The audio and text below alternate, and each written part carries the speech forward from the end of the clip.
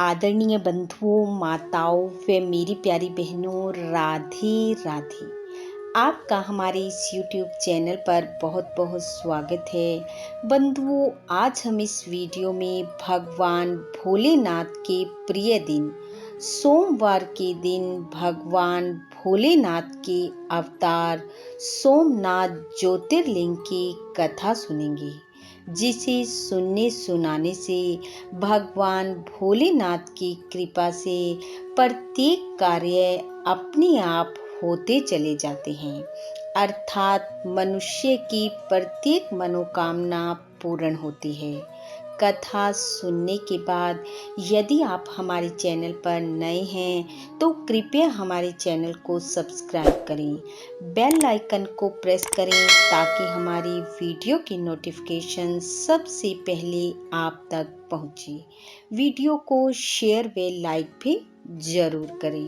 कथा के अनुसार दक्ष प्रजापति ने अपनी 27 कन्याओं का विवाह चंद्रमा के साथ किया।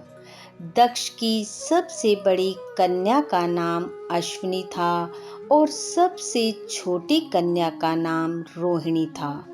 उनसे विवाह करके चंद्रमा काफी प्रसन्न था, परंतु उन सब में से रोहिणी के प्रति चंद्रमा का अत्यधिक स्नेह था। इस बात को लेकर वह सब आपस में झगड़ने लगी और शिकायत लेकर अपने पिता दक्ष के पास पहुंची और जाकर अपना दुखड़ा उन्हें सुनाया। यह सुनकर दक्ष ने चंद्रमा को अपने पास बुलाया और उसे समझाने लगे कि हे चंद्रदेव, तुम उत्तम वंश में उत्पन्न होकर इस प्रकार की विषमता क्यों कर रहे हो? ये आपको शोभा नहीं देता। इतना समझाकर दक्ष प्रजापति अपने घर चले गए, पर उनकी बातों का चंद्रमा पर कोई प्रभाव नहीं पड़ा और चंद्रमा और अधिक रोहिणी की तरफ आकर्षित होने लगा। वे कन्याएं फिर से अपने पिता के पास पहुंची। इस बार दक्ष प्रजापति स्वयं चंद्रमा के पास गए और बोले, मैं तुमको अत्यंत दीनता के साथ समझा बुझा गया था, परंतु तुमने मेरी बात पर ध्यान न देकर मेरा निरादर किया। अतः मैं तुम्हें श्राप देता हूँ कि तुम्हारी जिस सुंदरता को देखकर, तुम्हारे जिस तेज को देखकर मेरी पुत्रियां तुम पर मोहित हैं, तुम्हारा ये तेज समाप्त हो जाए और तुम क्षय रोग से ग्रस्त हो जाओ। दक्ष के ऐसा कहते ही चंद्रमा मलिन हो गया, अपने आप को कष्ट में देखकर। चंद्रमा ऋषि वशिष्ठ और इंद्र आदि देवताओं को लेकर ब्रह्मा जी के पास पहुंचा और अपनी सारी व्यथा ब्रह्मा जी को सुनाई। ब्रह्मा जी ने कहा कि इस विषय में मैं तुम्हारी कुछ सहायता नहीं कर सकता। हाँ, तुम्हारे कहने से एक उपाय बताता हूँ। यदि चंद्रमा प्रभास नामक पवित्र तीर्थ में जाकर भगवान शंकर का पूजन करे और इस प्रकार आराधना करता हुआ महामृत्युंजय का जप करे, तो इससे संतुष्ट होकर भगवान शंकर इसका मंगल करेंगे। ब्रह्मा जी के कहने पर सभी देवता चंद्रमा को लेकर प्रभास क्षेत्र में पहुंचे और तब गंगा, सरस्वती आदि तीर्थों का आवाहन कर महामृत्युंजय विधान के साथ भगवान शंकर का पूजन करवाया।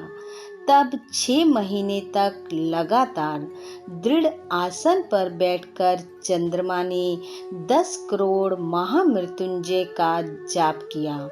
तब प्रसन्न होकर भोलेनाथ ने चंद्रमा को दर्शन दिए और कहा, हे चंद्रमा, मैं तुमसे प्रसन्न हूँ, तुम मन चाहा वर मुझसे मांग लो।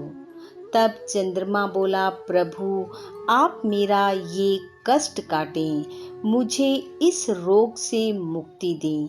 तब भगवान शंकर बोले, हे चंद्रमा, दक्ष के इस श्राप को पूर्ण रूप से तो नहीं हटाया जा सकता, किंतु मैं इतना कर सकता हूँ कि कृष्ण पक्ष के 15 दिनों तक तो तेरी कलाएं क्षीण होती रहेंगी और शुक्ल पक्ष के 15 दिनों तक क्रम से बढ़ती रहेंगी। भगवान शंकर के इस कथन से चंद्रमा प्रसन्न हुआ और वहां उपस्थित सभी देवता भी प्रसन्न हो गए। सभी देवताओं ने भगवान भोलेनाथ को प्रार्थना करते हुए कहा कि हे प्रभु, आप मां पार्वती सहित इसी स्थान पर निवास करें। देवताओं की इस प्रार्थना को स्वीकार करते हुए भगवान भोलेनाथ वहीं विराजे। तभी से वह स्थान सोमनाथ ज्योतिर्लिंग नाम से प्रसिद्ध हुआ। देवताओं ने मिलकर वहां एक कुंड भी बनाया, जिसका नाम चंद्र कुंड हुआ।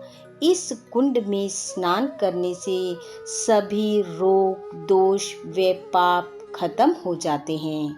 जो भी प्राणी भक्ति भाव से संपन्न होकर सोमनाथ ज्योतिर्लिंग की इस कथा का श्रवण करता है और सोमनाथ ज्योतिर्लिंग के दर्शन करता है, वह इस संसार के सभी सुख और ऐश्वर्यों को प्राप्त होता है। बोलो महादेव भगवान की जय। बंधुओं, भगवान भोलेनाथ की कृपा आप व आपके परिवार पर सदैव बनी रहे। आपका घर आंगन खुशियों से महकता रहे। इन्हीं शुभकामनाओं के साथ आप सबका बहुत बहुत धन्यवाद। राधे राधे।